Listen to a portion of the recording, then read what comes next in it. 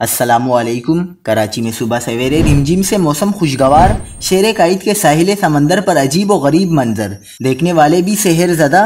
बड़ी खबर आ गई। क्या आप हालात हाजरा से आगाही हासिल करना चाहते हैं? खबर के पीछे छुपे असल हकाइक जानना चाहते हैं? तो अभी सब्सक्राइब कीजिए दिलमिल पाकिस्तान को और साथ ही घंटी के निशान पर क्लिक कर दें। आपको बताते चले कि मानसून का नया ताकतवर सिस्टम सिंध में दाखिल हो गया। कराची में सुबह सवेरे से काली घटा ने डेरे डाले हुए हैं। कहीं मोतदिल तो कहीं हल्की बारिश हुई। कराची के साहिल समंदर मुबारक विलेज पर बादलों का राज, मनाजिर कैमरे में रिकॉर्ड, शहरी भी हैरान रह गए। सिंध में 23 से 26 जुलाई के मानसून सिस्टम की शिद्दत ज़्यादा है। चीफ मेट्रोलॉजिस्ट सरदार सरफराज के मुताबिक कराची में 24 से 26 जुलाई के दौरान तेज़ बारिश का इम्कान है। इस दौरान शहर में 100 मिलीमीटर या इससे ज़्यादा बारिश हो सकती है। इस सिस्टम का ज़्यादा हिस्सा ज़मीन पर है। ज़मीन पर मौजूद मानसून के सिस्टम की शिद्दत ज़्यादा होती है।